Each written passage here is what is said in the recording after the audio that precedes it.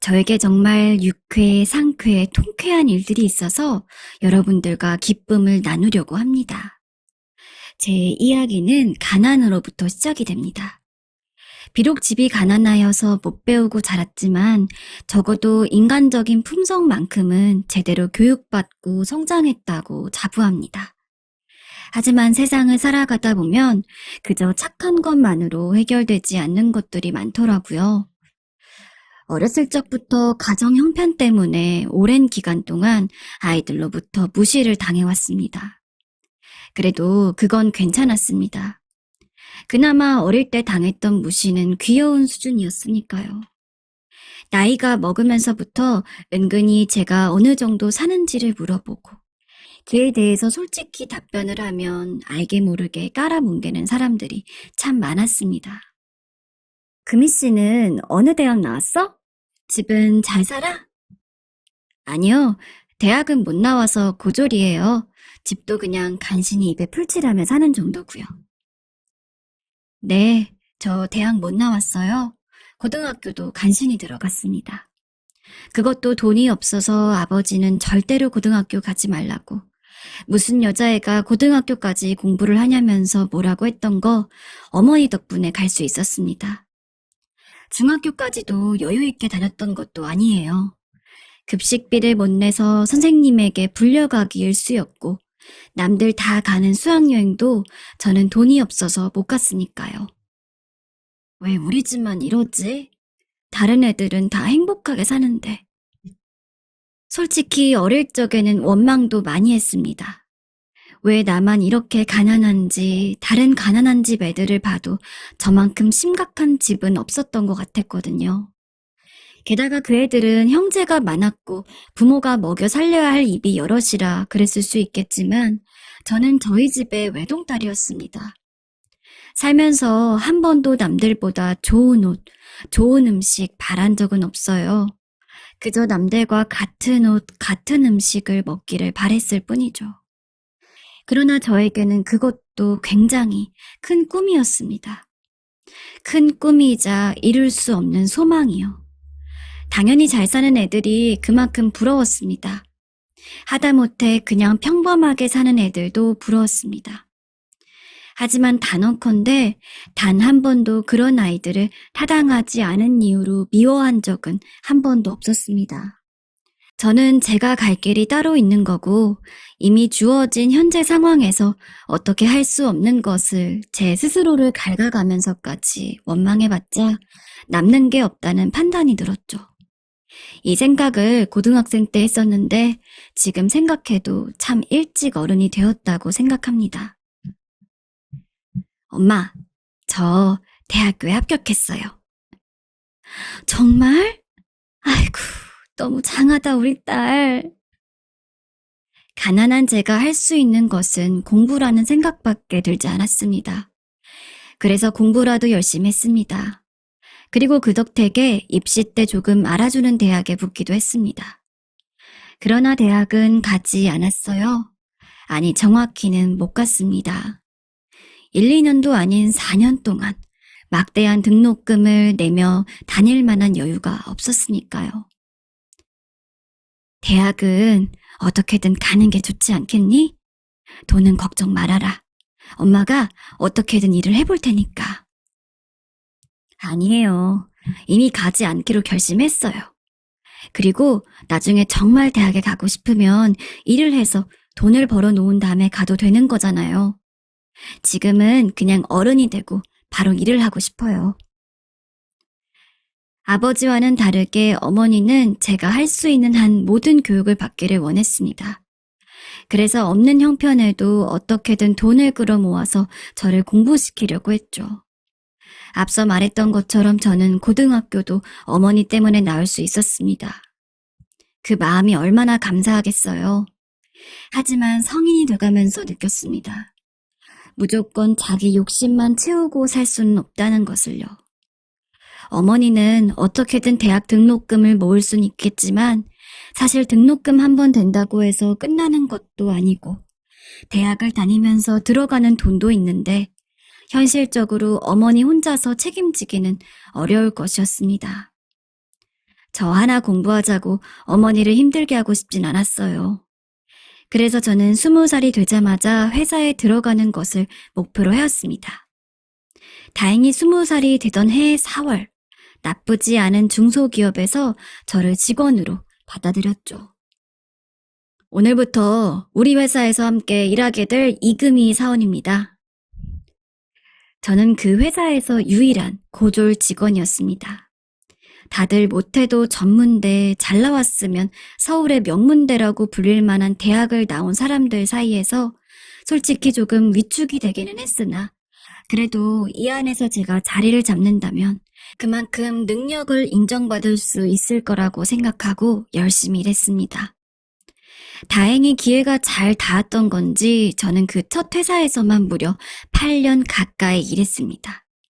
일하면서 저를 무시하는 동료들이 없던 것은 아니었지만 적어도 임원급 직원들은 능력에 따라서 사람을 평가하는 분들이었고 저는 업무를 함에 있어서 성과를 인정받아왔습니다. 그래서 나이에 비해 승진도 제법 금방금방 될 수 있었어요. 생각해보면 여러모로 제게 많은 도움을 주었던 회사였습니다. 특히 저는 당시 같은 팀의 팀장님을 잊을 수가 없는데요. 금희 씨, 우리 밥 먹으러 갈까? 제가 원래 성격상 낯을 가리기도 하고 회사와 같은 공적인 자리에서 만난 사람들과는 깊이 친분을 다지지 못합니다. 노력을 안 해본 것은 아니지만 힘들더라고요.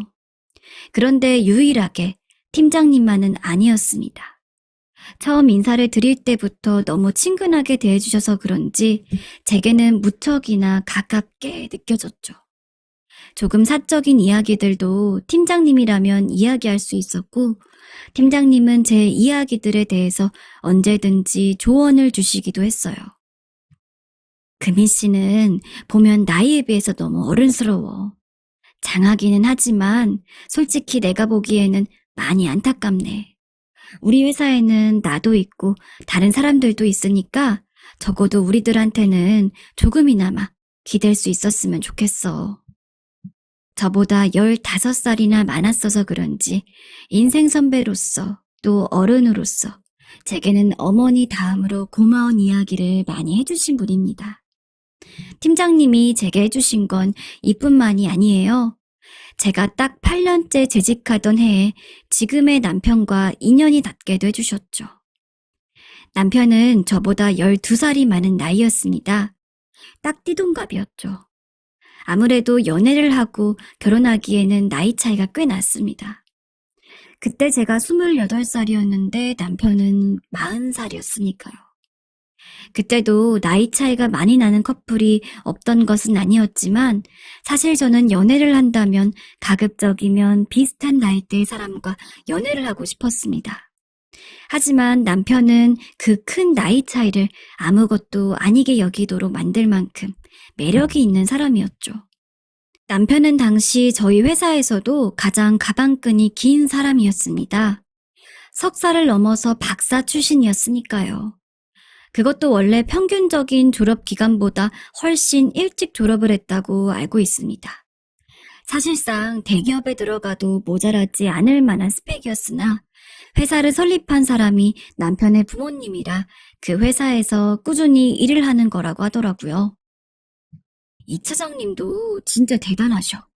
솔직히 박사까지 하시고서 실력만으로 차장 자리까지 꿰차기에는 어린 나이시잖아.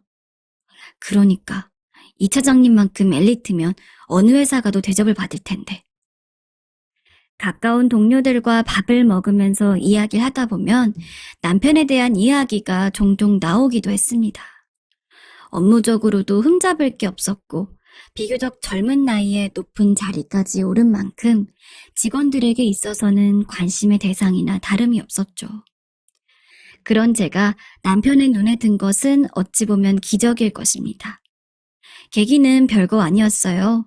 원래 남편과는 다른 팀이어서 업무적으로 겹칠 일이 없었는데 아까 제가 은인이라고 말씀드렸던 팀장님이 제 남편과 식사를 하게 될 기회가 있었는데 저를 소개해주면 좋을 것 같아서 가볍게 제의를 해주셨거든요.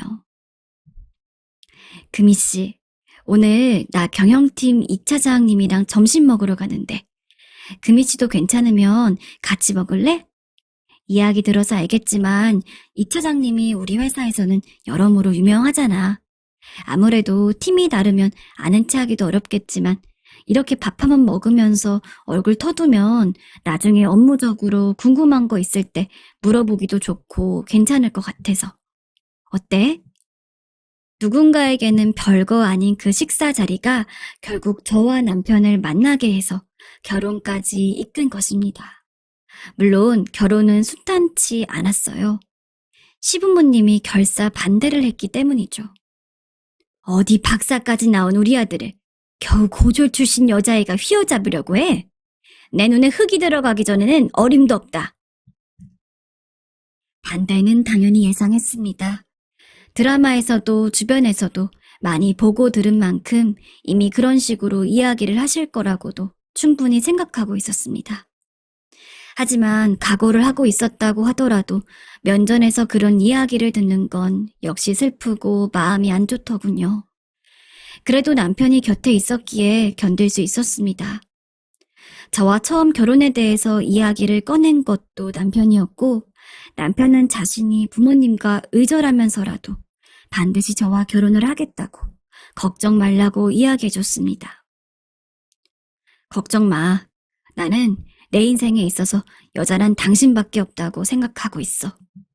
부모님이 지금은 반대하고 있지만 내가 열심히 설득하면 분명히 이해해 주실 수 있을 거야.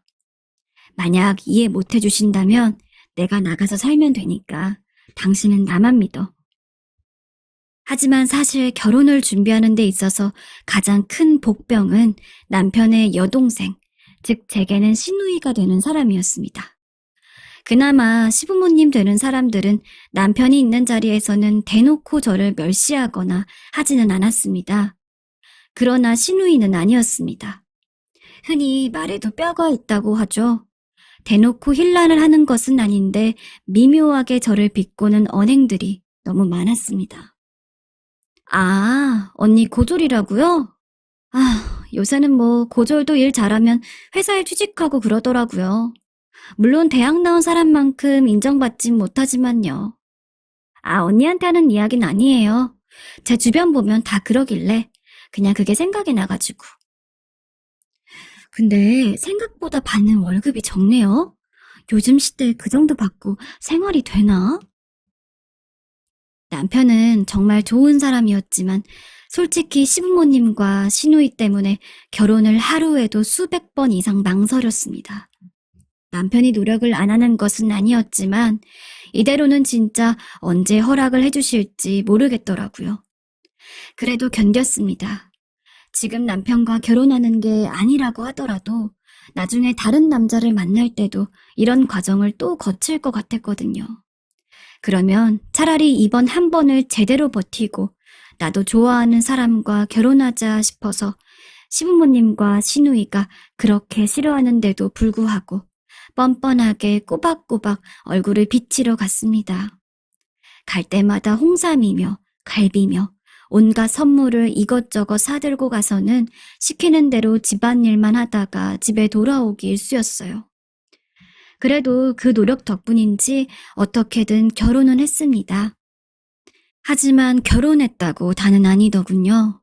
솔직히 처음 결혼할 때는 일단 허락만 해주시면 그래도 좋든 싫든 며느리이기 때문에 어느 정도 사람 대우를 해주실 거라고 생각했던 것 같아요. 너 아직도 설거지를 안 했니? 그렇게 게을러서 어떻게 살려 그래? 집안일 하나 제대로 못할 거면 우리 아들이랑 이혼해라. 언니, 빨래를 아직 안 겠네요? 저희 집은 거의 마르자마자 바로 개서 서랍에 넣어놓는 편이라 그것도 알아두세요. 그렇게 안 하면 언니만 손해예요.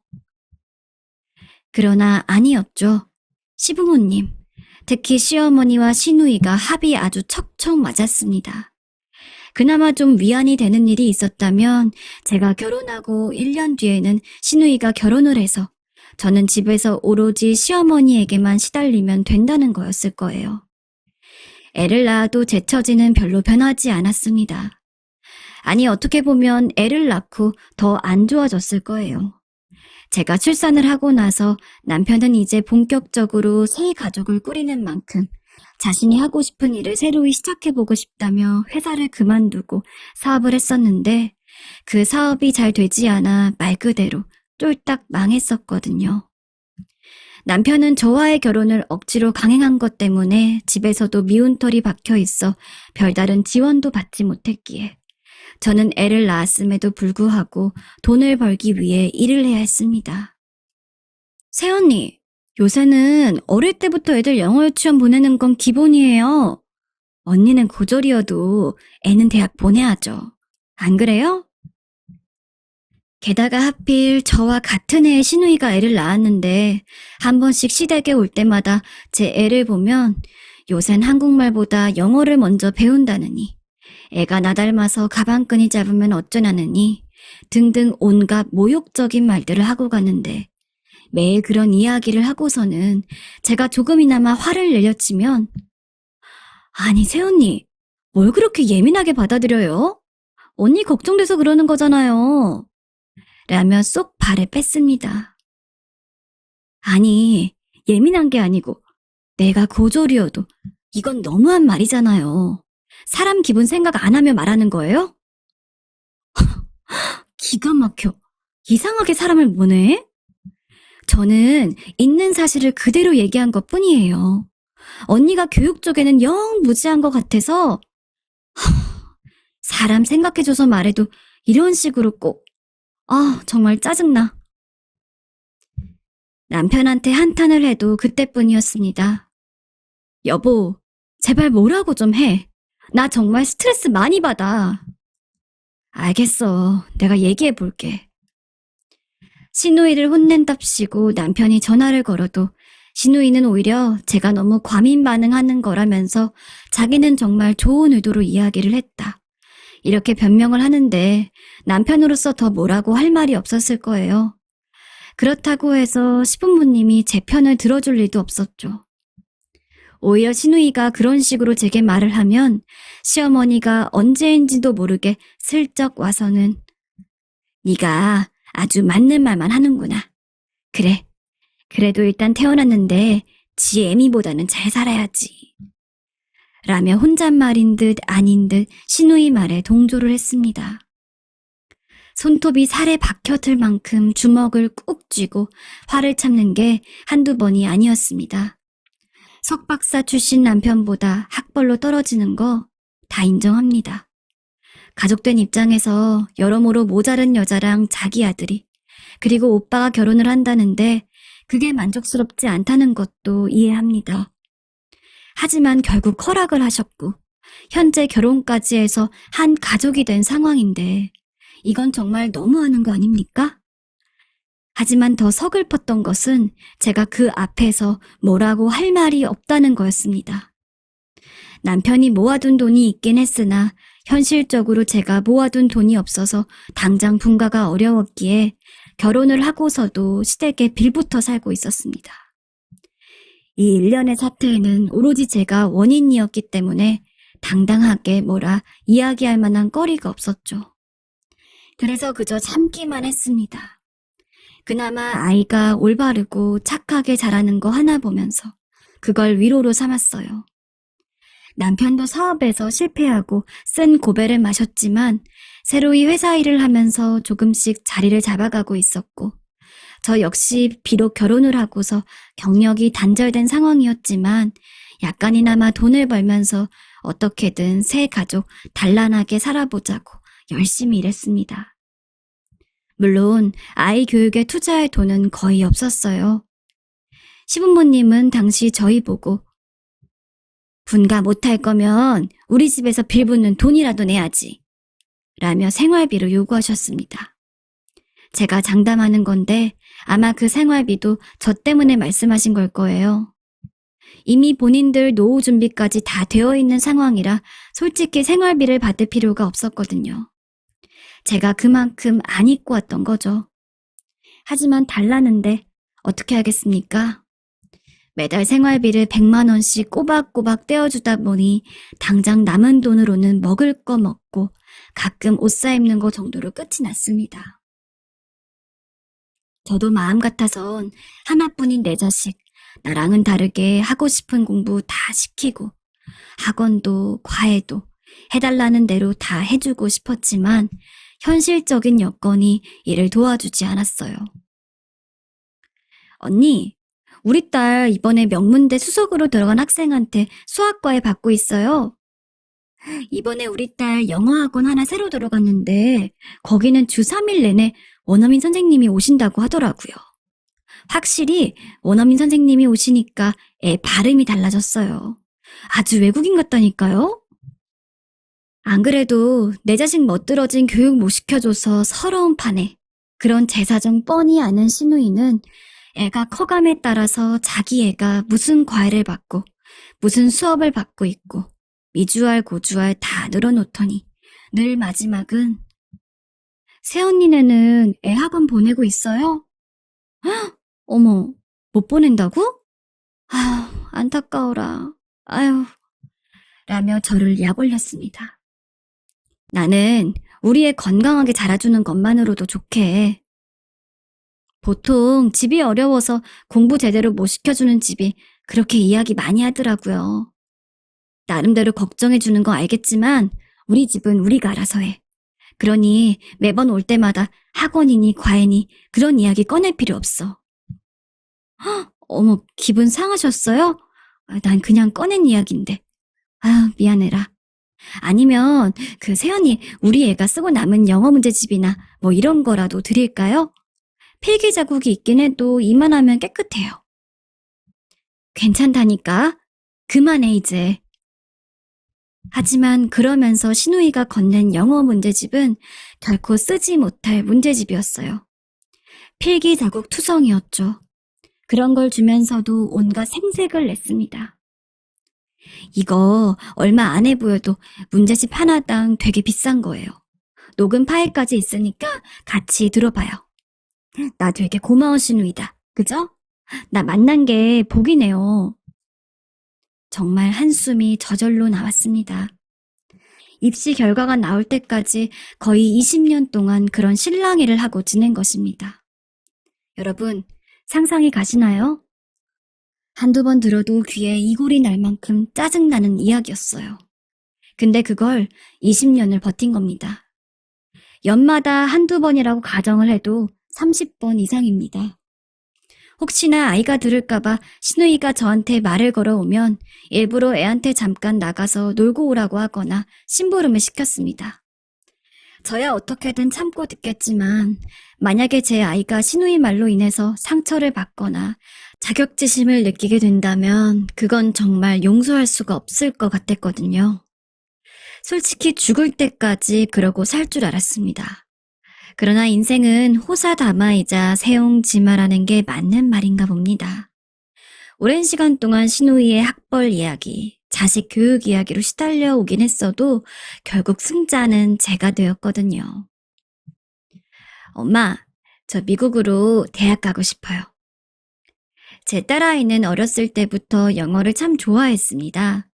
그래서 다른 과목보다도 영어 과목을 더 열심히 공부했고 가끔 학교에 상담을 하러 가도 선생님들마다 매번 영어를 너무 잘한다고 거기에다가 다른 과목까지 성적들이 다 좋으니까 미리부터 외국 대학을 노려보는 것도 괜찮을 것 같다는 이야기를 하셨거든요.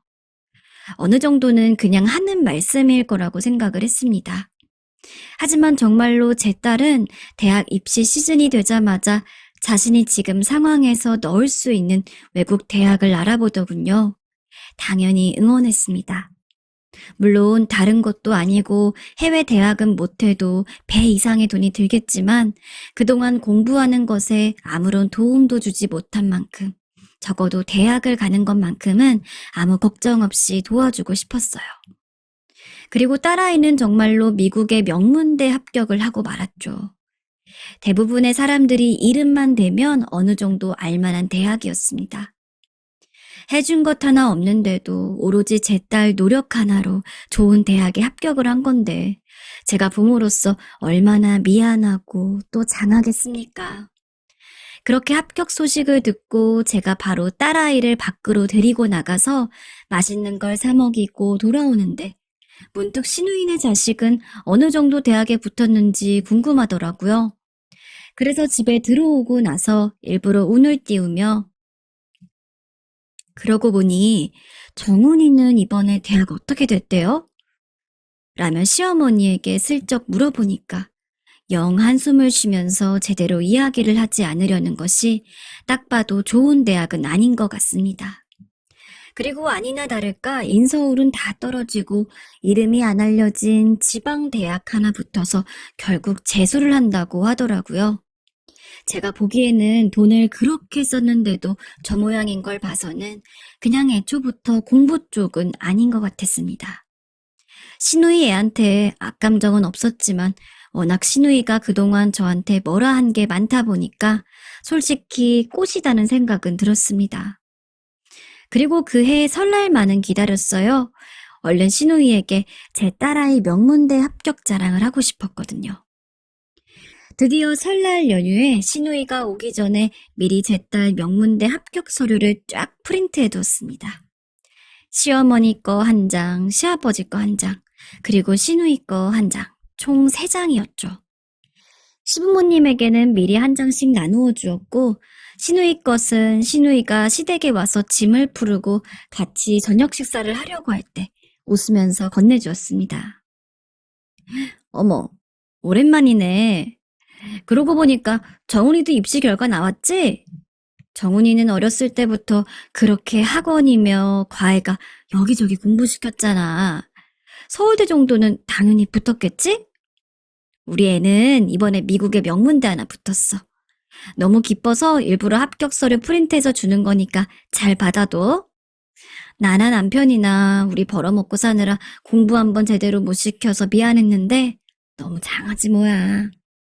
합격 서류를 본 시누이의 얼굴이 순식간에 똥 씹은 표정이 되었습니다. 평소 같았으면 한마디 했을 시부모님도 아무 말도 못했죠. 간만에 침묵의 저녁 식사였습니다. 저희 집 가족만 싱글벙글 웃고 있었고 나머지는 밥도 먹는 둥 마는 둥 하더니 시부모님은 오늘은 일찍 자야겠다며 어영부영 방에 들어갔고 시누이는 갑자기 일이 있다면서 밥을 먹자마자 바로 자리를 떴습니다. 시누이를 이긴 건 단 한 번인데 그 한 번이 제 20년의 세월을 보상해주는 느낌이었습니다. 열심히 공부해서 성과를 얻은 딸에게 어찌나 고맙던지. 그 이후 시부모님은 제게 별다른 말을 안 합니다. 그리고 평소에 손주였지만 신경도 안 쓰던 제 딸에게 종종 안부 연락을 하시는 모양이에요. 거들떠도 안 보다가 좋은 대학 붙고 나서 뒤늦게 효도라도 받으려는 건지 뭔지. 이유는 모르겠지만 솔직히 별로 마음에 들지 않습니다. 그래도 일부러 이야기 안 하고 은근히 시어머니가 제 딸 이야기를 할 때면 그러고 보니 요새 미니가 용돈이 좀 넉넉했으면 좋겠는 모양이더라고요. 아무래도 미국이잖아요. 우리나라보다 물가가 비싸고. 이런 상황에서 할머니한테 용돈 받으면 너무 좋아할 것 같은데. 라면서 뭐라도 좀 챙겨달라는 식으로 흘리고 있습니다. 앞으로도 계속 지금처럼만 지낼 수 있으면 너무 행복할 것 같아요. 정말 결혼한 뒤로 지금만큼 속 편하게 살게 되었던 적이 없습니다. 한 가지 아쉬운 점이 있다면 딸아이가 외국에서 생활을 한 지가 벌써 2년째인데 요새 코로나 때문에 귀국도 어려워서 얼굴을 본 지가 너무 오래됐다는 점이에요. 언제나 착하고 고마운 내 딸. 얼굴이라도 한번 마음 놓고 볼 수 있는 세상이 얼른 왔으면 좋겠습니다. 네, 두 번째 사연입니다. 두 번째 사연, 우리 사연자분 굉장히 아찔한 일을 겪으셨는데요. 이 일을 두고 어떻게 해야 할지 많은 조언을 구하고 계십니다. 저는 하루빨리 주변 사람들에게 알려야 할 것 같은데 여러분들의 생각도 댓글로 많이 달아주세요. 자, 그럼 시작하겠습니다. 안녕하세요. 어디서부터 사연을 써야 할지 모르겠습니다. 아직까지 손이 부들부들 떨리고 매일 밤 악몽에 시달리고 있습니다. 이 늙은 나이에 부끄럽기만 합니다. 평소 사연 채널을 즐겨보는데 인생의 조언들을 많이 해주시더라고요. 저도 부끄럽지만 조언을 받고 싶습니다. 그러니 부디 끝까지 들어주신다면 참 감사하겠습니다. 늙음하게 참으로 외로웠습니다. 아니, 사실 정확히는 처음 결혼이라는 걸 했을 때에도 외로웠습니다. 남편의 사랑 같은 걸 받지 못했거든요. 20살이 채 되기도 전에 결혼을 해서 3딸과 2아들을 키웠어요. 지금이야 20살에 결혼한다고 하면 사고라도 쳤냐는 이야기가 나오기 십상이지만 저 때만 해도 20살에 결혼하는 게 그리 낯설지만도 않은 시대였습니다. 일찍 결혼해서 많은 아이를 낳는 것, 아이가 국력이었던 시대의 젊은 여성이었던 저는 남들처럼 대충 부모님 중매로 그리 잘나지도 나쁘지도 않은 또래 남자랑 일찍이 결혼을 했습니다. 너무도 힘든 나날이었어요. 남편도 결혼을 원하지 않은 상태에서 결혼해야 했기에 졸지에 아내랍시고 들어온 제가 마음에 들 리가 없었습니다. 의무적으로 관계를 맺고 아이를 낳았고 그 외에는 아무것도 없었죠. 남편은 그저 저희의 생활을 위한 돈만 벌 뿐 진정한 부부로서의 유대를 나누진 않았습니다. 여보, 저랑 이 앞에 공원에 산책이나 갈까요? 됐어. 일하고 와서 피곤해. 다녀오려면 당신이나 다녀와. 저 역시 결혼을 원해서 했던 것은 아니었습니다. 하지만 이왕 결혼을 하게 되었으니 최대한 잘 지내보고 싶었죠. 다만 남편은 아니었던 모양입니다. 그저 남편으로서 해야 할 최소한의 의무 외에는 저와 특별히 이야기를 나누려고도 시간을 보내려고도 하지 않았어요. 엄마, 아빠, 저 며칠만 집에서 쉬면 안 될까요? 애들 데리고. 이서방은 어떻게 하고 너만 집에 오려고. 올 거면 다 같이 오거라. 친정집에서 재충전 좀 할 겸 쉬고 싶어도 부모님은 남편과 같이 오는 게 아니면 저보고도 따로 오지 말라고 했죠. 남편과 시간을 보낼 생각을 해야지 왜 집에 오려고 하느냐고요. 너무 서러워서 혼자 울기도 했습니다. 그럴수록 아이들에게 조금씩 더 집착하게 됐던 것 같아요. 지금 생각하면 그 생각도 참 미련했습니다. 애들은 애들의 인생이 있는 거지 부모를 위한 인생을 사는 게 아닌데 말이에요. 하지만 그때는 그런 생각이라도 하지 않으면 견딜 수가 없었습니다. 이 아이들이 커서 어렸을 적 제가 자기들을 키우기 위해서 많은 노력을 했고 이에 대한 보답을 해줄 거라는 그런 믿음 말이에요. 아이들은 날이 갈수록 쑥쑥 자랐습니다. 저 혼자서 5아이들을 키우기는 무척이나 어렵긴 했지만 불행 중 다행히도 남편이 아주 적은 돈을 벌어오지 않았으며 특히 첫째와 둘째는 중학교에 들어간 순간부터 자기들이 동생들을 돌봐야 된다는 그런 생각을 하고 있더라고요. 그래서 저를 도와서 설거지도 하고 빨래도 하고 집안일도 하면서 동생들과 놀아주는 일도 했습니다. 그렇게 간신히 애들 도움 받아가며 살아가는데 너무나 끔찍한 일이 일어났습니다. 남편이 사고를 당해서 죽고 만 것이죠. 졸지에 이 세상에 5아이들과 저만 남게 된 것이었습니다. 정말 앞이 얼마나 막막했는지 그때 오로지 남편 수입에만 의존해서 살아왔던 저였고 너무 어릴 때 결혼을 했기에 이런 말 하긴 부끄럽지만 혼자 살아갈 힘 같은 것도 없었습니다. 살던 곳을 정리하고 다시 집에 들어가서 부모님 도움을 받아 아이를 키우긴 했지만 부모님도 가정 형편이 넉넉지는 않은 상황에서 이전처럼 살기는 힘들었습니다. 얼른 새로운 사람이라도 만나봐라. 언제까지 혼자 살면서 애 5을 키울 순 없잖니. 솔직히 우리도 버겁다. 당장 우리들 먹고 사는 것도 힘든 상황인데 너랑 손주들까지 키울 순 없어. 게다가 부모님은 매일같이 저보고 다른 사람을 만나서 결혼하라느니 자기들은 우리를 전부 키울 수가 없다느니 이런 이야기들만을 하며 저희가 이 집에서 나가기를 바라셨습니다. 저는 살기 위해서 뒤늦게라도 생계를 유지할 능력을 키울 수밖에 없었어요. 부모님의 소개로 알게 된 아줌마를 통해서 시장에서 작게 과일을 팔기 시작했습니다. 물론 5아이를 먹고 입히기에는 턱도 없었어요. 제가 장사를 잘 못하는 것도 있었지만 애초에 작은 시골 동네 시장에서 돈을 벌어봤자 얼마나 벌 수 있었겠어요. 그래도 저는 삼시세끼 굶어서라도 어떻게든 애들은 하루 한 끼씩은 챙겨 먹이려 노력했습니다. 옷도 제 옷은 안 사고 애들 옷은 꼭 샀어요. 아빠 없이 자란 애들이라는 소리 듣지 않게 하기 위해서 밤잠 참아가며 새벽 일찍 일어나 장을 열었고 늦은 밤까지 과일을 판 뒤 집에 돌아갔어요. 엄마, 저 시험 100점 맞았어요. 그래? 아이고, 장하네. 잘했다, 잘했어. 가끔 가다가 아이들이 자랑하기 위해 가져오는 100점짜리 시험지, 그리고 학교에서 무슨 일이 있었는지 알려주는 작은 이야깃거리들이 저의 유일한 위안이었습니다. 매일같이 너무도 힘들었지만 그나마 애들이 있었기에 버틸 수 있었죠.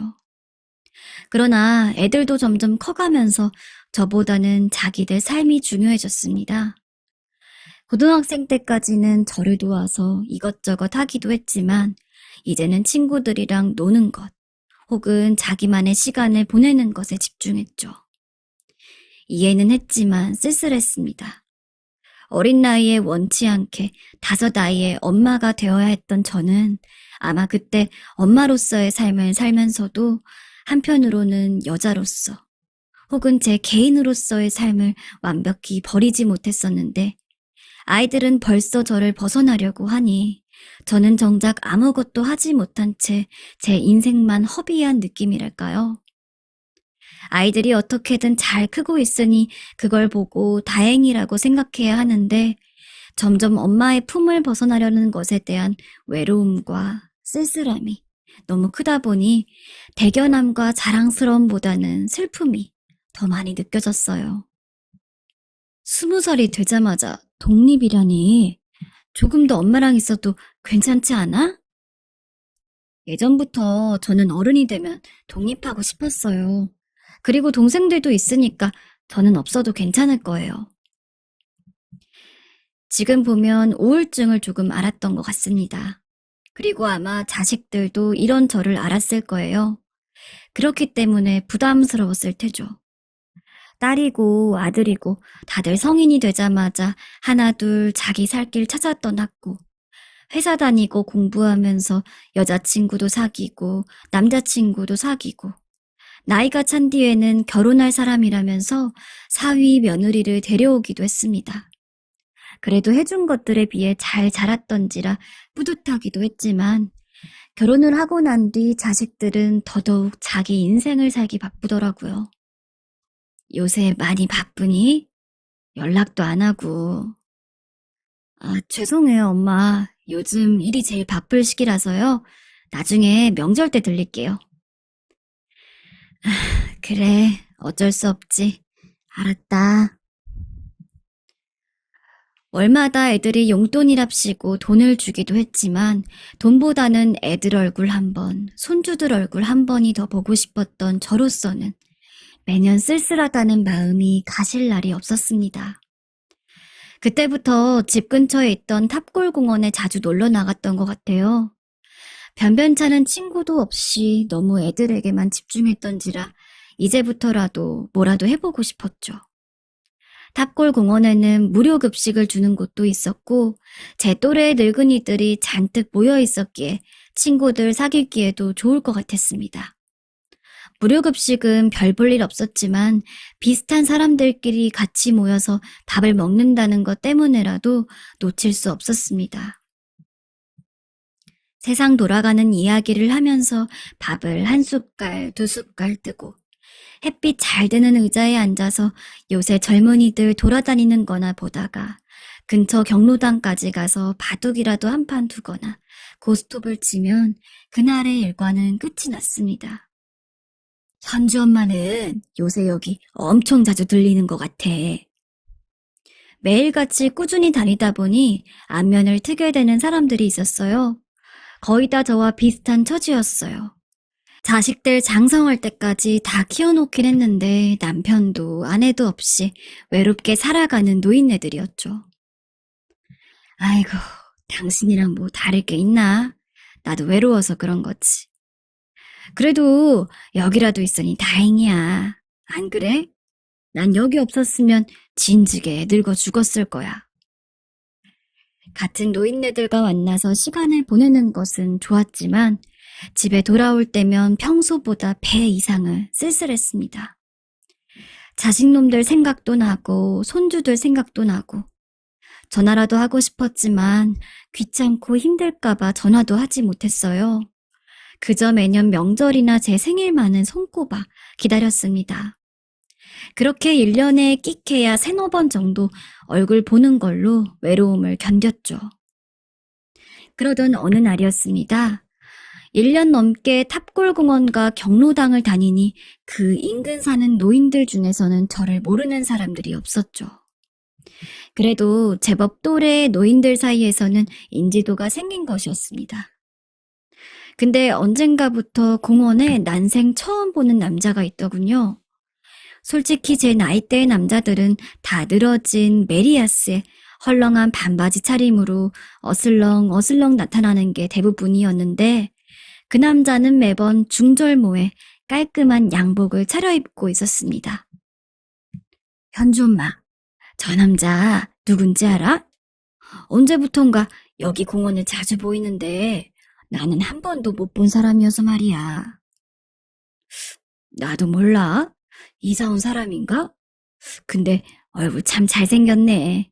영화배우 같다. 그지? 그러게 말이야. 저뿐만 아니라 아무도 그 남자를 아는 사람이 없었습니다. 솔직히 이성적인 관심이 조금은 갔습니다. 젊은 애들처럼 사랑이 불타고 그런 것은 아니었지만 유일하게 깔끔한 행색을 하고 있는 남자였으니까요. 저뿐만 아니라 다른 여자 노인네들도 슬쩍슬쩍 다가가서 관심을 표했지만 남자는 아무에게도 대꾸하지 않았습니다. 근데 유일하게 저에게만 달랐죠. 여기 자주 오셨나요? 남자는 저에게만 먼저 다가와서 이야기를 걸었습니다. 조금 떨어진 벤치에 앉아있는 제 곁으로 와서 말을 건넸죠. 당연히 뛸 듯이 기뻤지만 내색은 하지 않았습니다. 가까이서 본 남자는 훨씬 더 멀끔하고 깔끔한 인상이었어요. 인사를 하는 것조차 남달랐죠. 중절모를 정중히 벗어서는 가슴께에 가져다 대고 허리를 굽혀 인사를 하는데 무슨 영화에나 나오는 노신사 같았어요. 벌써 1년째 오고 있죠. 탑골공원은 처음이신가요? 네, 요 근래 자식놈들이 근처로 이사를 와서 저도 같이 오게 된 건데 공원에 온 건 처음입니다. 나이가 드니 애들도 다 자기 삶 살고 적적해서 말입니다. 저도 그래요. 저는 자식놈들도 다 멀리 살아서 여긴 저 혼자인데 같은 노인네들이라도 안 보면 외롭고 쓸쓸하더라고요. 늙음학 인생이 다 그렇죠. 그래도 자식들 다 잘 커서 자기 인생 사는 거 보면 뿌듯하기도 합니다. 생긴 것도 멋있었는데 목소리도 무슨 성우 뺨치듯이 좋고 게다가 이야기를 나누는 내내 이렇게까지 말이 잘 통한다고 생각이 드는 사람도 없었어요. 다른 노인네들은 어떻게 저 양반이랑 말을 텄냐며 자기들이랑도 이야기 좀 하게 해달라고 했지만 저는 내심 우월감이 들었습니다. 그 잘난 노신사가 저와만 이야기를 한다는 점에서 말이죠. 물론 한 번 정도는 소개도 해줄 겸 자주 가는 경로당에 데리고 가보려고 했지만 남자는 경로당엔 관심이 없다며 지금처럼 공원에서 미숙 씨랑 대화하는 게 좋아요. 라고 했어요. 그렇게 그 노신사와 한 달, 두 달 만나는 시간이 늘어갔습니다. 그 기간 동안 저희는 무척이나 가까워졌죠. 저희 집에도 데리고 간 적이 있었을 정도였습니다. 요리를 해먹고 남자가 자고 간 적도 있었어요. 솔직히 이야기만 안 했지 사귀는 거랑 별 다를 바 없었다고 생각합니다. 저는 점점 경로당에 가는 날도 줄이고 공원에서 남자를 만나면 느릿하게 한 바퀴 거닐다가 따로 식사를 하거나 혹은 저희 집으로 가서 시간을 보내기 일쑤였습니다. 현주 엄마, 요새 왜 이렇게 안 와? 얼굴 까먹겠어. 나도 요새 현주 엄마 웬 멀끔한 노인네랑 만나잖아. 황혼 결혼하게 생겼는데 경로당에서 고스톱이나 치고 있게 생겼어? 이제라도 새 출발해야지. 주변 또래 할망구들이 부러운 티를 냈지만 그네들 말대로 저는 더 이상 한가하게 다른 노인들이랑 놀고 있는 것보단 새로 만난 그 남자와 시간을 보내는 것이 더 중요했습니다. 서로 전화번호도 교환해서 혹시 만나지 못하는 날이면 하루에 몇 시간씩 전화를 하기도 했죠. 그렇게 만나길 한 반년 정도였을 겁니다. 그날도 남자의 연락을 받고 나갈 약속을 잡는데 오늘은 마음의 준비를 하고 와요. 라더군요. 갑자기 무슨 일인가 싶어서 평소보다 조금 더 준비를 하고 나갔는데 어느 날처럼 양복을 입고 나온 남자는 저에게 오자마자 꽃다발을 하나 건네주었습니다. 어머, 갑자기 이게 웬 꽃다발이에요? 이거 주려고 마음의 준비를 하라고 했어요? 평생 한 번도 받아보지 못한 꽃다발이었습니다. 남편은 물론 그 누구에게도 이런 꽃을 받아본 적이 없었죠.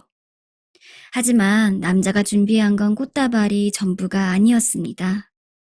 품에서 작은 케이스를 꺼내더니 열어서는 반지까지 하나 보여주었어요. 우리 결혼합시다. 당신이랑 지내면서 내 평생 이렇게 행복했던 적이 없던 것 같아요. 당신이 내게 준 행복만큼 남은 시간은 내가 당신을 행복하게 해주고 싶습니다. 솔직히 결혼하고 싶다는 마음이 없는 것은 아니었습니다. 하지만 저나 그 사람이나 나이가 있는 만큼 그저 지금처럼 만나고 데이트하는 동안 시간을 보내는 것만으로도 충분하다고 생각하기도 했습니다. 그랬기에 그 꽃다발과 반지는 더욱더 감격스러울 수밖에 없었습니다. 긴 시간 동안 한 번도 사랑받지 못하고 살았다고 생각했는데 그래도 누구나 인생에 한 번쯤은 다른 사람으로부터 과분할 정도의 사랑을 받을 수 있구나라고 느꼈습니다. 게다가 남자가 가져온 다이아 반지는 가격만 5천만 원이 넘는 거라고 하더라고요. 내 프로포즈를 받아주지 않아도 좋습니다. 하지만 이 반지만큼은 당신이 가졌으면 좋겠어요. 앞으로 내가 살면 얼마나 더 살겠습니까? 전 부인이랑 헤어지고 다시는 사랑할 수 있는 사람을 만나지 못할 거라 생각했는데 이렇게 당신을 만나게 되었습니다. 당신과 이별하고 나면 이제는 정말로 내게 다른 사람은 없겠죠. 그렇게까지 이야기하는데 어떻게 그 남자의 마음이 진심이 아니라고 생각하겠습니까? 원래부터도 마음에 담아두고 있던 사람이었지만 그 진심 어린 고백은 누가 들었어도 가슴이 동하지 않을 수 없었을 겁니다. 저는 당연히 남자의 마음을 받아주었고 저희는 본격적으로 결혼을 생각하며 관계를 유지하게 되었어요. 물론 결혼식을 올리거나 하는 건 아니었습니다. 하지만 같은 집에서 살 준비를 하고 자식들에게 서로의 존재를 알리며 앞으로 죽을 때까지 함께 살 것이라고 이야기 정도는 하기로 했어요. 내가 원래 살던 아파트는 지금 전세를 주었어요. 전세 끝날 때까지 잠시 아들 집에 살고 있는데 계약은 1년 뒤에 끝나니 그때는 내 아파트에서 같이 삽시다. 그때까지는 당신이 살고 있는 빌라에서 사는 게 어때요? 남자의 제의에 저는 동의했습니다. 태어나서 한 번도 남편과 행복한 결혼 생활을 기대해 본 적이 없었는데, 진짜 결혼을 했던 남편과는 남보다도 못한 사이로 지냈으면서, 이렇게 늦은 나이에 만나게 된 사람과 가정을 꾸리게 될 거라고는 생각도 못했죠. 함께 사는 걸 준비하면서 정말 매일매일이 행복하고 설렜습니다. 프로포즈를 받고 딱 일주일 뒤, 저희는 동거를 시작했죠. 여보, 오늘도 같이 산책이나 갈까요? 함께 살게 된 뒤로 남자는 저를 여보라고 불렀습니다. 진짜 결혼한 느낌이었어요. 경로당 노인네들한테도 신이 나서 자랑을 했죠. 새 시집을 갔다고 말이에요. 다들 저를 부러워하는데 하루하루 시간이 가는 게 아까울 정도였습니다. 남자는 집에서도 무척 가정적이었어요. 아침에 저보다 일찍 일어나서 가볍게 식사를 하자며 미리 밥을 차리기도 했고, 제가 청소나 설거지를 하고 있으면 꼭 뭐라도 일손을 도우려고 했죠. 물론 그것만은 아니었습니다. 서로 적당한 거리에서 만남을 가지고 있을 때는 한 번도 하지 않았던 부탁을 같이 살게 된 뒤로 할 때가 있었죠. 내가 급히 돈이 필요한데 혹시 좀 빌려줄 수 있을까요? 얼마 정도 들려? 일단 100만 원 정도만요. 알겠어요. 잠시만요. 돈을 다니는 적게는 수십만 원부터 많게는 몇백만 원에 해당했습니다. 하지만 돈을 빌리는 횟수가 그리 잦지 않았고 저는 남자를 철석같이 믿고 있었으며 너무나 사랑했기 때문에 돈을 빌려줬어요. 어차피 앞으로 죽을 때까지 평생 같이 살기로 했는데 그깟 돈 없는 것도 아니고 있으면서 못 빌려줄 이유는 없었으니까요. 게다가 소액의 경우는 며칠 안 지나서 갚기도 했기 때문에 더더욱 문제가 없었습니다.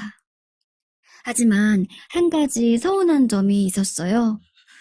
이게 사실상 결혼한 사람들처럼 살게 된 거, 저는 적어도 저희 애들한테 남자를 소개해주고 싶었거든요. 하지만 남자는 아직도 이르다며 거부했습니다. 뭐가 일러요? 어차피 이제 남은 여생을 평생 함께 할 건데 지금이 딱 적기 아닐까요?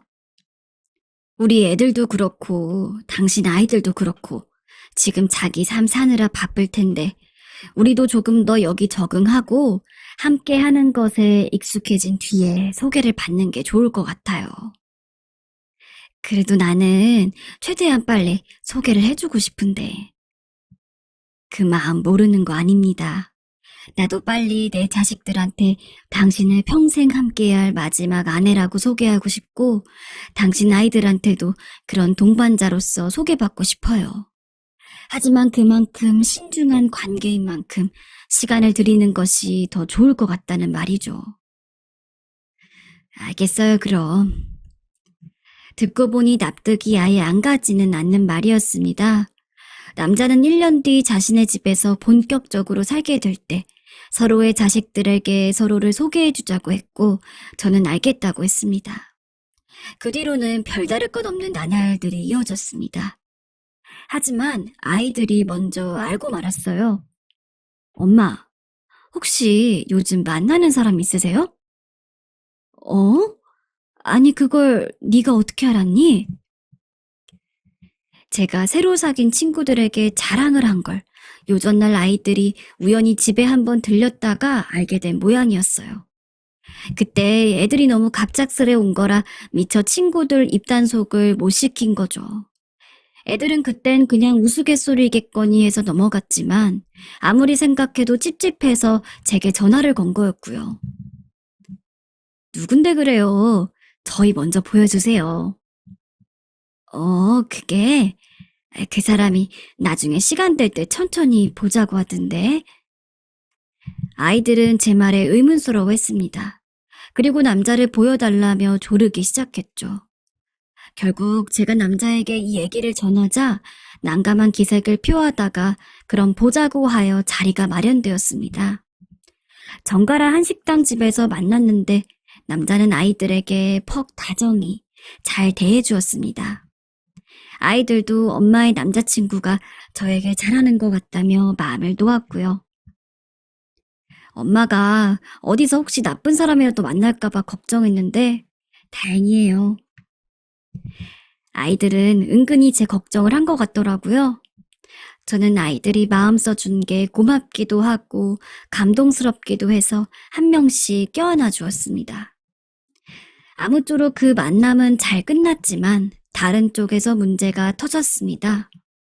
딱 동거한 지 반년 정도 되었을 때쯤 남자는 점점 큰 돈을 빌려가기 시작했습니다.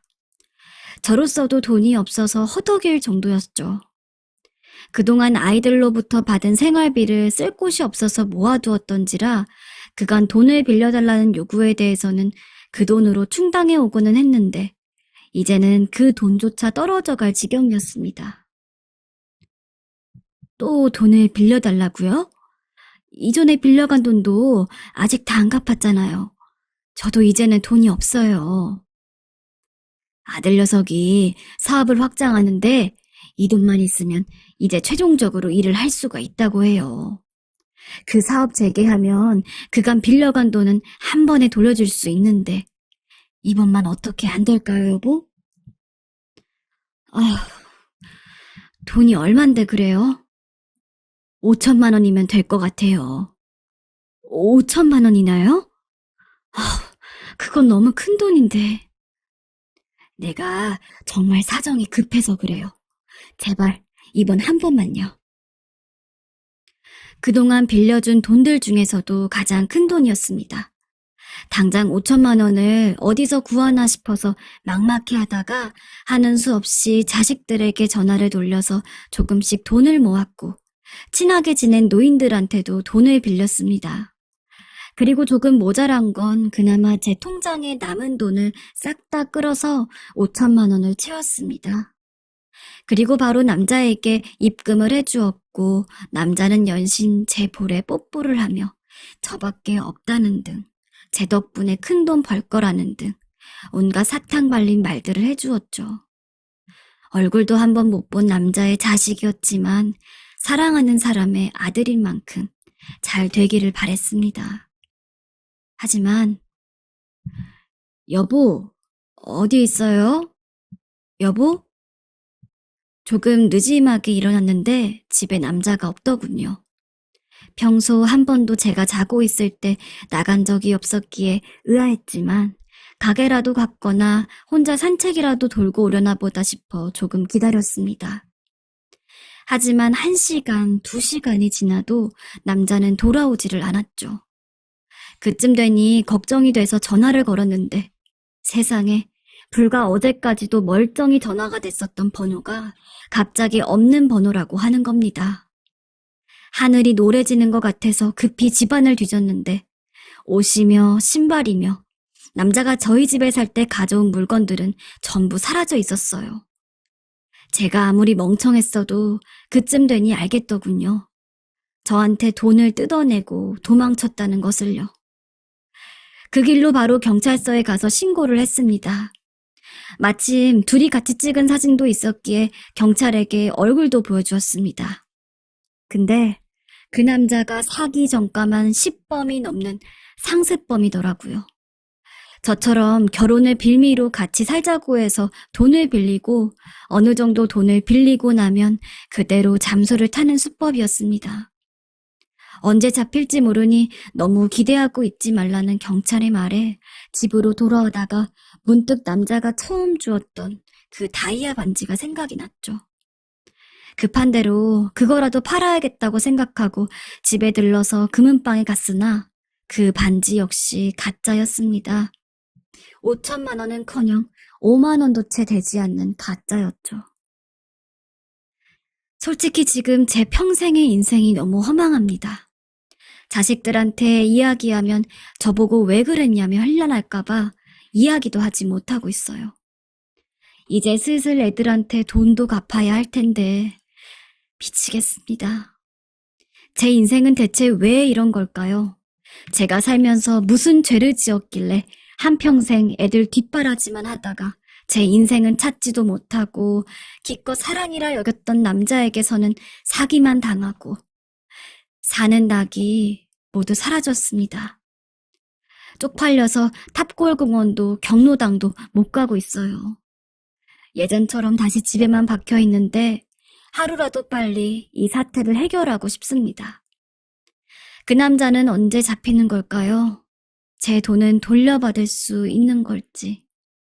아무것도 확정되어 있지 않으니 매일 걱정만 앞섭니다. 요새 불면증도 생겼고 밥도 못 먹어서 살이 볼품없게 빠졌는데 그 무엇도 결단을 내릴 수 없는 제가 너무 한심합니다. 여러분들이 만일 지금 저와 같은 상황이라면 어떻게 하실 건가요? 차라리 지금이라도 자식들한테 이야기를 해야 할지, 아니면 어떻게든 제 선에서 해결책을 찾아야 할지 선택을 못하겠습니다. 혹시 우연찮은 기회로 제 이야기를 듣게 되셨다면 부디 도움을 주셨으면 좋겠습니다. 평생 못 받아본 사랑 한번 받으려다 정말 소중한 사람들에게 피해를 주고 있네요. 제 인생은 왜 그럴까요? 하루하루 힘이 듭니다. 마지막 사연입니다. 마지막 사연 장성한 아들을 길러내신 우리 어머님께서 보내주셨는데요. 집집마다 사연 없는 집 없다고 최근에 굉장히 속상한 일을 겪으셨어요. 부디 위로가 되었으면 하는 마음으로 읽어나가 보겠습니다. 늙은 나이 먹고 뒤돌아 생각해보니 돈이고 뭐고 다 필요 없는 것 같습니다. 내 목숨보다 더 소중한 자식이 잘 되어야만 노후가 편안한 것 같습니다. 이 답답한 마음을 혼자 가지고 가려 하니 너무 힘들어 제 이야기를 좀 터놓을까 합니다. 애지중지 키워온 아들이었습니다. 다행히도 저희 친정 식구나 시댁이나 전부 잘 살았기 때문에 저와 남편은 결혼하기 전에도 그리고 결혼한 후에도 한치의 부족함도 없이 살아왔어요. 서울에서도 땅값 비싸기로 소문난 지역에 있는 50평 아파트에서 전세도 아닌 자가로 신혼생활을 시작했으니 대충 예상은 가실 거라고 생각합니다. 당연히 집안에 놓은 가구들도 최상품, 결혼식은 아마 그 당시 어지간한 재력가만큼 호화롭게 했을 거라고 자부합니다. 당시 제 결혼의 친구들은 하나같이 입을 모아서 이래서 끼리끼리 만난다는 이야기가 있구나 라고 하고는 했습니다. 부모님이 사업가였던 저는 아주 어릴 적부터 동네에서 잘 산다고 소문이 나 있었습니다. 저를 오래한 친구들은 더더욱 저를 잘 알았죠. 저희 집에 처음 놀러온 애들은 집 넓이를 보고 입을 벌릴 정도였습니다. 아무튼 그랬기에 제 결혼에 대해서도 그럴만하다라는 반응이었죠. 남편도 부모님이 사업가라서 저랑 거의 비등하게 잘 살았거든요. 잘 사는 집과 잘 사는 집이 만났으니 사실 부족할 게 뭐 있었겠습니까? 일반적으로 다른 집은 결혼하면 한층 더 허리띠를 졸라매고 열심히 사는 게 일반적이라고 하는데 저와 남편은 결혼을 하고 나서도 일에 열정적이라기보다는 놀러 다니는데 신경을 더 많이 썼어요. 남편은 직업이 의사였기에 사실 아주 여유 시간이 나는 편은 아니었지만 어떻게든 저와 같이 시간을 보내는데 신경 썼고 바빠서 함께하지 못하는 날들에는 저에게 턱턱 몇백만 원씩 입금해주며 여보, 심심하면 해외라도 다녀와 라고 이야기하고는 했습니다. 그렇게 편하게 살아온 저희였기에 첫 아들이 생겼을 때 그 누구보다도 행복하게 살게 해줄 거야 라고 다짐했습니다.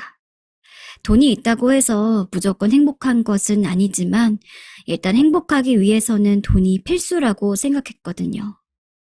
아들 입에 들어가는 것은 설사 과일 한 조각이라고 하더라도 최고로 비싼 것만 사주었습니다. 옷들도 어릴 적부터 명품이라고 소문난 것들만 사서 입혔고요.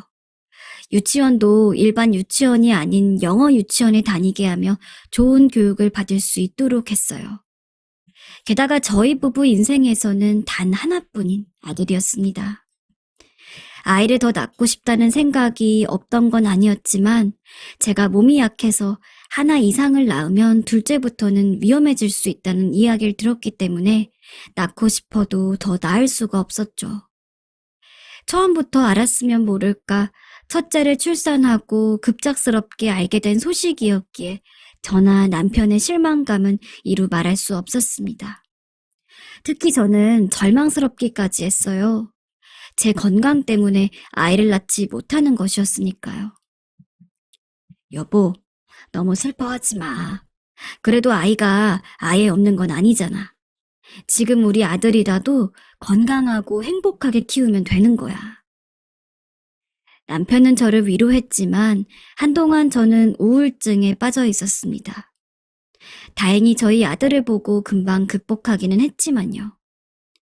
그전에도 많은 신경을 쓰기는 했지만 그때부터 저는 아들을 키우는데 더 많은 공을 들이기 시작했습니다. 유일한 자식이 잘 자라게 하기 위해서 어떤 부모가 행동을 가리겠습니까? 게다가 저희 부부는 그 어떤 것이라도 해줄 수 있는 금전적인 능력도 있었으니 더욱더 그랬죠. 유난스러운 부모라는 이야기도 들었습니다. 하지만 아들이 자랄수록 그 이야기도 줄어들었어요. 제 아들은 공부하는 것을 좋아했고 저나 남편이 해주는 것들이면 쑥쑥 잘도 받아들였죠. 중학교에 들어가서부터는 반 회장은 물론 전교 회장까지 했고 성적까지 매년 상위권을 놓치지 않았기 때문에 모든 학교 사람들이 저희 아들을 눈여겨봤습니다. 엄마, 저 과외 하나 더 다니고 싶은데 괜찮아요? 그럼 원하는 건 무엇이든 말하렴. 하나가 아니라 10개라도 더 다니게 해줄 수 있어. 아들은 제 자랑이었습니다. 행실도 반듯하고 공부도 잘하고 자랑할 거리밖에 없는 아들이었죠. 성인이 돼서는 더 했습니다. 국내에서 제일 좋은 대학에 들어갔고 졸업까지 장학금을 한 번도 놓치지 않았습니다. 공부든 뭐든 바라는 걸 다 해주기는 했어도 솔직히 그렇게까지 완벽한 사람으로 자라는 것을 원한 적은 단 한 번도 없었어요. 물론 그러면 좋기야 하겠지만 스스로가 원해서 열심히 하는 게 아닌 이상 부모가 억지로 자신들이 바라는 바를 주입하면 나중에는 분명 좋지 않게 작용할 거라고 생각했거든요. 그러나 아들은 본인이 어떤 분야에서든 두각을 드러내는 것을 좋아했습니다. 그런 아들이었으니 졸업을 하고도 바로 대기업에 취직을 하였죠. 엄마, 저 여자친구가 있는데 인사시켜도 돼요? 아들은 취직을 하고 나서부터는 종종 여자친구를 만들어서 저나 남편에게 인사를 시키고는 하였는데 아들이 28살 적에 인사를 시킨 여자친구는 무언가가 달랐습니다. 행동에 큰 변화가 있던 것은 아니었지만 이상하게 평소 다른 여자친구를 소개시킬 때와는 다른 기운이 느껴졌죠. 조금 더 상기된 것 같고 기대하는 마음이 느껴지는. 아니나 다를까 실제로 아들이 여자친구를 데려온 날 아들은 슬쩍 제게 귀뜸을 했습니다. 결혼을 하고 싶은 사람이라고요. 그동안 여자친구를 소개하면서도 한 번도 결혼에 대한 이야기는 꺼낸 적이 없던지라 솔직히 놀랐습니다. 안녕하세요, 어머님. 아들의 여자친구는 스튜어디스라고 했습니다. 그래서인지 그간 아들의 과거 여자친구들 중에서도 얼굴 하나는 그 누구보다도 예쁘더군요. 솔직히 얼굴만 보면 저나 남편도 아들의 여자친구가 마음에 들었습니다. 하지만 부모의 감이라고 할까요? 이상하게 아들과 결혼할 며느리감이라고 생각하면 부족한 점이 많다는 생각이 들었습니다. 이름만 되면 다 알 법한 항공사 스튜어디스면 공부도 열심히 했을 테고 저와 남편에게 깍듯한 것도 흠잡을 거 하나 없었는데 어쩐지 생리적으로 저희 집과는 맞지 않을 것 같다는 판단이 섰던 것 같아요. 그래서 아들 여자친구가 돌아가고 나선 아들에게 이야기를 했습니다. 연애는 괜찮지만 결혼할 상대로는 아닌 것 같다고요. 엄마, 은정이 진짜 괜찮은 여자예요. 어릴 때부터 정말 열심히 노력했고, 저 은정이만큼 좋아해본 여자도 없어요. 그래, 우리한테도 잘하고 똑똑하고 이쁘기까지 하다고 생각했어. 하지만 결혼은 아닌 것 같다. 다시 한번 잘 생각해봐라. 솔직한 심정으로 그렇게 반대를 하면 아들이 금방 포기할 거라고 생각했던 것 같습니다. 하지만 아들은 정말 진심으로 그 아이와 결혼을 하고 싶었던 듯 했죠. 한 번도 반항이라고는 해본 적 없는 아이가 저희가 그 여자애와의 결혼을 반대한다는 이유로 연락도 안 받기 일쑤였습니다. 하나뿐인 아들이 그렇게까지 나오니 저희로서도 막무가내로 결혼을 반대할 수가 없는 상황이었습니다. 결국 결혼을 허락하는 수밖에 없었죠. 그래, 알겠다. 허락할게. 감사합니다. 엄마, 아빠, 걱정하신 만큼 저희 진짜 잘 살도록 노력할게요. 믿어주세요. 그때까지도 결혼을 하는 것이 마음에 들지는 않았지만 그저 아들을 너무 귀하고 소중하게 키워서 괜히 며느리가 성에 안 차는 것이라고, 막상 결혼하면 누구보다 잘 살 거라고 스스로를 다독이며 상견례를 했고 결혼식을 준비했습니다. 주변 지인들은 어떻게 저렇게 똑똑하고 예쁜 며느리를 들었냐며 역시 아들이 똑똑하고 괜찮으니 저렇게 좋은 며느리를 만나나 보네 라고 이야기를 했기에 불안했던 감정도 차차 괜찮아졌습니다. 며느리의 친정은 저희 집이랑 그리 멀지 않았기 때문에 신혼집도 가까운 곳에 잡아줬어요. 둘은 결혼을 하고 나서도 저희 집에 자주 들렀습니다. 명절 때나 생일 때만 들러도 충분하다고 했지만 아들과 며느리는 애도 낳고 더 바빠지기 전에 자주 얼굴 뵈러 와야죠. 라면서 저희가 이야기하지 않아도 먼저 연락을 해서는 오곤 했죠. 솔직히 그 모습에 며느리를 처음 나쁘게 봤던 게 미안해질 정도였습니다. 시댁 식구 보고 두 번째 가족이니 뭐니 하지만 진짜 가족 같다고 여겨질 이유가 어디 있겠습니까? 제 주변 친구들 이야기 들어봐도 며느리가 연락 하나 하는 거 가지고 그렇게 뭐라고 하더라. 요새는 며느리 무서워서 뭐라고도 못해. 라며 투정만 많았는데 그에 비해서 제 며느리는 시댁에 오는 걸 싫어하지도 않았고 어떤 때는 아들 이야기를 들어보면 은정이가 먼저 오자고 해서 왔어. 라고 말할 때도 있었습니다. 아무리 결혼을 반대했던 저와 남편이라고 해도 며느리가 그렇게 싹싹하게 구는데 마음을 열지 않을 수가 없었죠. 아가, 뭐 필요한 거 있니? 필요한 거요? 아휴, 어머니 저 또 뭐 사주시려 그러는 거죠? 에휴, 괜찮아요. 저 필요한 거 없어요. 아들이 결혼하고 1년쯤 지나서부터는 저희도 완전히 며느리를 좋아하게 되었습니다. 저는 종종 백화점에 갈 때면 일부러 며느리를 불러서는 명품 백이라도 하나 사주고 그랬죠. 근데 며느리는 사치하기 싫다며 이런 거 안 사주셔도 된다 말하곤 했어요. 참 생활력도 있고 예쁜 며느리였죠. 당시 며느리는 쌍둥이를 낳고는 일을 그만두었기 때문에 저랑 더욱 자주 만났습니다. 아들이 따로 살고부터는 무척 적적했는데 며느리가 마치 자식처럼 시간을 같이 보내주니 저로서는 사실 며느리보다는 새로운 딸이 들어온 것 같았습니다. 그러기를 한 3년이었을 겁니다. 며느리는 자기만 집에 있긴 그렇다면서 어머니 덕에 아이들 키우는 것도 편한데 저도 이제 새로운 일 해보려고요. 라며 대뜸 백화점 매장에 취직하게 되었습니다. 제가 불러준 가정부가 사실상 아이 양육을 담당하고 있었기에 아마 며느리도 여러모로 시간이 많이 남긴 했을 겁니다.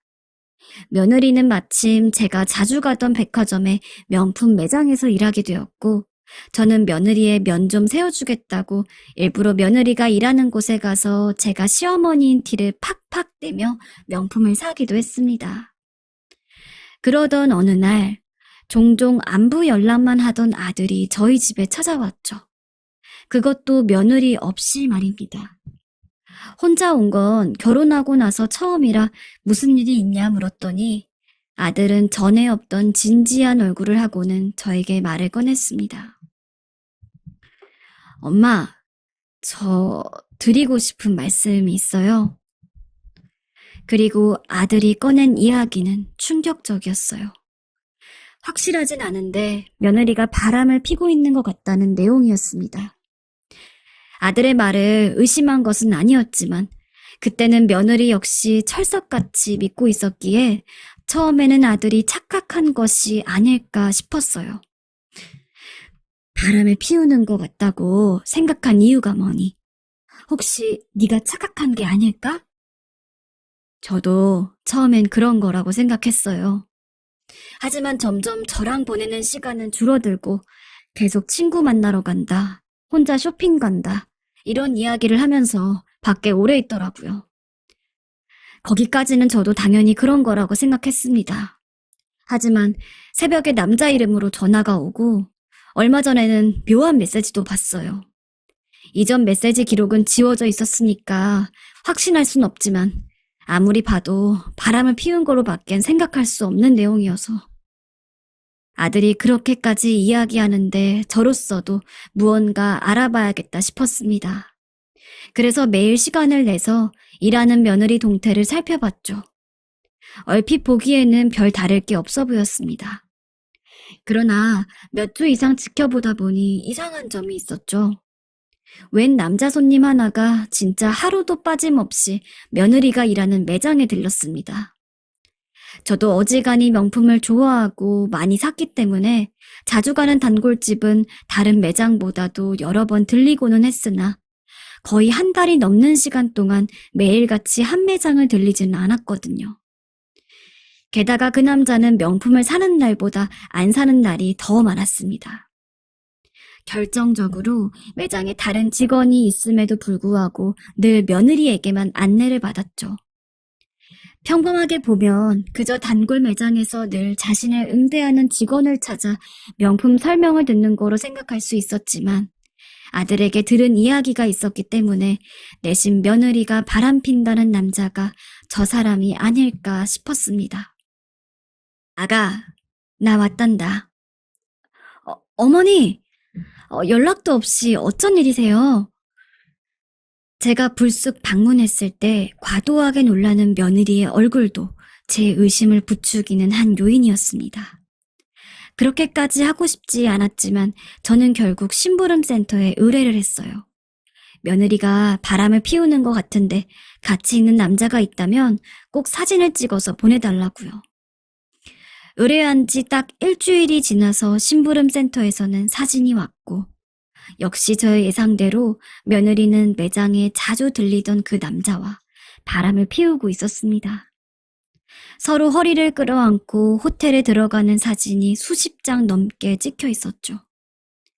그날 바로 아들한테 전화해서 며느리랑 같이 집에 오라고 했습니다.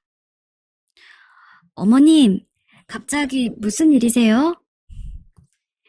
그리고 연락을 받고 들어온 며느리 앞에 심부름센터에서 보내준 사진을 얼굴에 내던지며 똑바로 이야기하라고 압박을 가했습니다. 사진을 본 며느리는 바로 무릎을 꿇고 앉아서는 저와 남편, 아들에게 싹싹 빌더라고요. 어머님, 아버님, 여보, 제가 잘못했어요. 진짜 그러면 안 된다고 생각했는데 저도 제가 뭐에 홀렸는지 모르겠어요. 한 번만 용서해 주세요. 다시는 이런 일 하지 않을게요. 여보, 제발. 마음 같아서는 당장 이혼을 시키고 싶었습니다. 아들도 무척이나 화가 나고 실망한 얼굴이었고 저로서도 이렇게 집안 얼굴에 먹칠을 한 일을 저지른 며느리를 두고 싶지 않았어요. 하지만 현실적인 문제들도 발목을 잡더라고요. 아들의 결혼 소식은 주변 사람들 중에서도 모르는 이가 한 명도 없었습니다. 게다가 대기업에 다녔고 심지어 자식까지 있었죠. 이런 상황에서 이혼을 하면 아이도 아이들대로 불쌍한 거고 아들이 지금까지 결점 없이 이루어온 모든 사회적 지위에 이혼남이라는 꼬리표가 달릴 수도 있었습니다. 아들, 엄마는 네 선택을 존중한다. 이혼하고 싶으면 하고 아니면 하지 않아도 괜찮아. 어느 쪽을 선택하든 엄마랑 아빠가 도와주마. 엄마, 저도 많이 생각해 봤는데요. 솔직히 너무 화나는데 그래도 한 번은 용서하고 싶어요. 그만큼 아내를 사랑하기도 했지만 지금은 자식까지 있잖아요. 아직 2살도 채 안 된 애들을 엄마 없는 애로 자라게 하고 싶지 않아요. 게다가 아들 역시 이혼을 하고 싶지 않아 했기에 용서했습니다. 하지만 아무리 그래도 이전처럼 며느리 얼굴을 보긴 힘들더라고요. 시부모와 며느리 사이치고는 제법 사이좋게 지냈던 저희는 그 사건을 계기로 얼굴은커녕 안부 연락 한번 제대로 주고받지 않았습니다. 며느리 입장에서도 자기 잘못이라지만 어쨌든 이런 일을 벌인 상황에서 제 얼굴을 보기는 불편했을 거예요. 그 이후로는 별일 없이 시간이 흘렀습니다. 처음에는 저와 며느리 사이만큼 어색해 보이던 아들 부부 사이도 몇 년 지나다 보니 다시 처음처럼 돈독해 보이더라고요. 둘이 잘 지내니까 저로서도 이제는 며느리가 개과천선해서 잘 지내고 있겠다는 생각이 들었습니다. 무엇보다도 그 작았던 손주가 쑥쑥 커서는 초등학교에 들어갔고 엄마 아빠 하며 다니는 것을 보니 그때 이혼하지 않았던 게 참 다행이라는 생각이 들었어요. 만일 그랬다면 당시 아들의 염려대로 손주는 엄마 없는 아이로 자라야 했을 테니까요. 어머니, 오셨어요? 그래. 어머니 오늘 백화점 한 바퀴 돌까요? 어머님께 어울리는 것도 사드리고 싶어요. 거기서 맛있는 저녁도 먹고요. 그래? 마침 출출했는데 좋은 생각이구나. 그렇게 저도 점점 며느리에게 다시 마음을 열었습니다. 발길을 뚝 끊었던 매장에도 다시 가서는 며느리와 이야기를 나누다가 명품을 사고는 했어요. 당시 바람을 피운 것에 대해서는 일부러 며느리 매장에도 이야기하지 않았습니다. 어차피 이혼하지 않을 거 그런 흠을 이야기해봤자 저희 집의 손해였으니까요. 그 덕분에 며느리는 꾸준히 그 매장에서 일을 하며 승진을 이어갔습니다. 그 결과 손주가 10살쯤 됐을 때는 어엿한 점장으로서 일을 하고 있었죠. 아무런 문제도 일으키지 않고 열심히 일만 하는 것 같은 며느리가 마치 전처럼 좋아지고 있을 즈음 다시 한번 일이 터졌습니다. 그날은 어쩐지 며느리에게 연락을 안 하고 백화점에 가고 싶었던 날이었어요. 그래서 먼저 다른 매장을 돌며 쇼핑을 하고 천천히 며느리가 일하는 매장에 가고 있었죠. 근데 멀리서부터 소란스러운 소리가 들리더라고요. 니 따위가 뭔데 나를 이딴 식으로 대해? 어? 너 당장 무릎 꿇고 사과해. 사과하라고! 무슨 이야기인지 들어보려는데 제 나이 또래로 보이는 여자 한 명이 며느리에게 소리를 꽥꽥 지르더니 뒤를 돌아 나갔습니다. 처음에는 고객에게 갑질을 당했는지 알았어요. 너무 열이 받아서 따지려고 했는데 그 갑질하는 고객이 이상한 말을 하는 게 느껴졌어요. 바로 며느리에게 가볼까 했지만 어쩐지 저 여자에게 이야기를 들어야겠다는 생각이 들더라고요. 그래서 며느리가 알지 못하게 그 여자를 쫓아가 잡았습니다. 잠시만요. 저랑 잠시 이야기 좀 하실 수 있을까요? 누구신데 그러시죠? 제가 지금 바빠서 말입니다. 방금 당신이 소리 지르며 욕한 여자 시어머니 되는 사람입니다. 꼭 들어야 할 말이 있어서 여쭈러 왔어요. 그러니까 제발 잠깐만 이야기를 나눠주세요. 그 여자는 제가 시어머니라고 하니 순간 엄청 화가 난 표정이었지만 제가 제발 이야기를 해달라고 하니 일단 분을 사귀고 근처 카페로 가자고 했죠. 자리에 앉아서 커피를 시키고 가만히 앉아 있는데 여자가 저를 찬찬히 살피더니 이런 이야기를 하더군요. 당신 며느리가 외간 남자랑 바람 피우는 거 몰랐나 보네요. 라고요. 혹시 과거의 이야기를 하나 싶어 가만히 듣고 있자니 여자는 사진을 하나 꺼내서 저에게 보여주었습니다. 제 아들입니다. 그리고 얼마 전까지 당신 며느리가 꼬셨던 남자고요. 난생 처음 보는 얼굴이었습니다. 그리고 어쩐지 어려 보였죠. 이야기를 들어보니 여자의 아들은 백화점 근처 카페의 점장이라고 했습니다. 어느 날 아들이 여자친구가 생겼다면서 백화점 명품 매장에서 일하고 있다길래 여자는 아들 여자친구라는 사람 얼굴을 보러 아들이 알려준 곳에 들렸다가 우연히 다른 직원들의 대화를 듣고 그 여자친구가 유부녀라는 걸 알게 된 모양이었습니다. 그리고 그 여자친구가 바로 제 며느리였던 거죠. 여자는 당연히 처음에는 잘못 들은 것이라고 생각을 했다고 해요.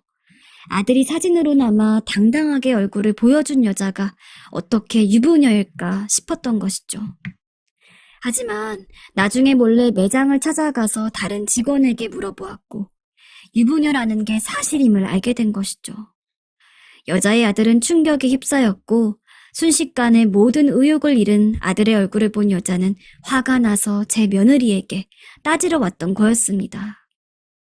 어려운 이야기였을 텐데 알려주셔서 감사합니다.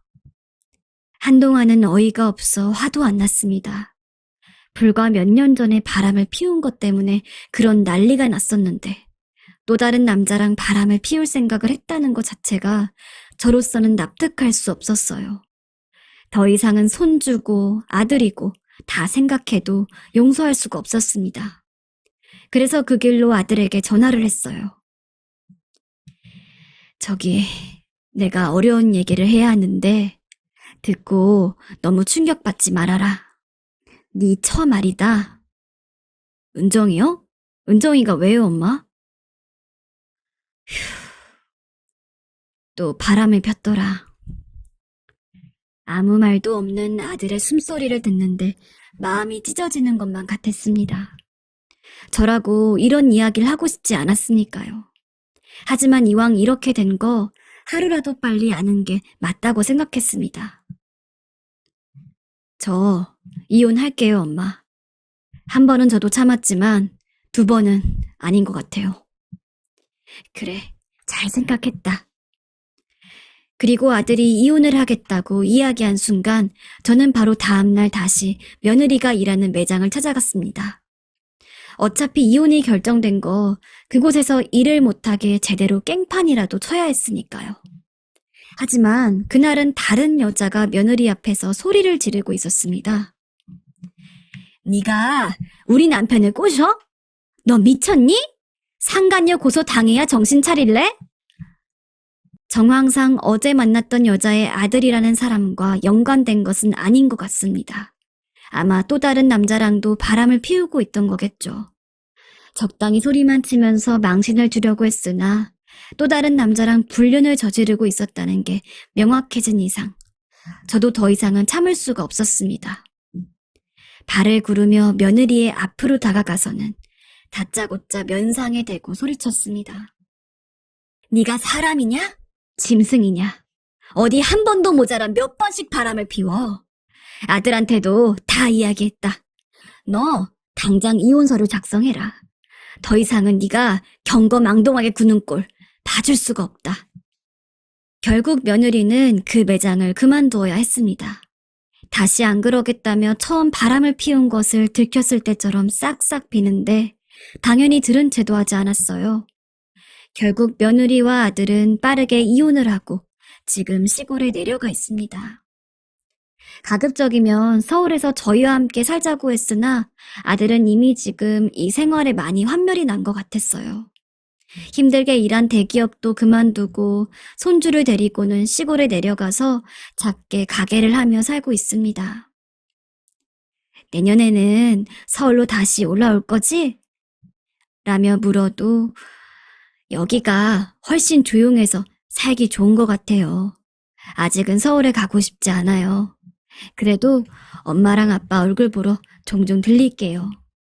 라고만 이야기하고 있습니다. 처음 며느리가 인사 왔을 때가 가끔 생각이 나요. 그때는 얼굴도 이쁘고 깍듯하기까지 한 며느리가 왜 그렇게 마음에 안 들었을까? 스스로도 이해가 잘 되지 않을 정도였는데 지금 와서 보면 그게 어떤 촉이었던 것 같아요. 아들과 며느리를 결혼시키면 안 된다고 하는 강한 촉이요. 만일 그때 제가 아무리 아들이 결혼을 하고 싶어 한다고 해도 그것에 대해서 강경하게 반대를 했다면 지금 아들이 며느리의 외도로 이렇게 고통스러웠을 일도 없을 테고 손주들 역시 제대로 된 부모님 아래에서 평생 행복하게 자랄 수 있었을 텐데 말이죠. 부모로서 아들과 손주들에게 너무도 미안한 마음뿐입니다.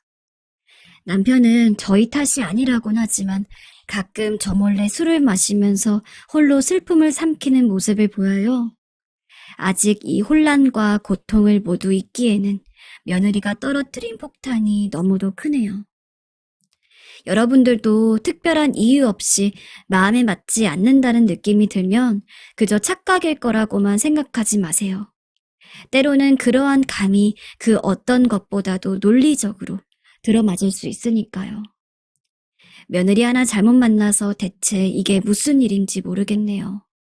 아들 없이 서울에서 저희 부부끼리만 살려니 너무 외롭고 또 걱정이 됩니다.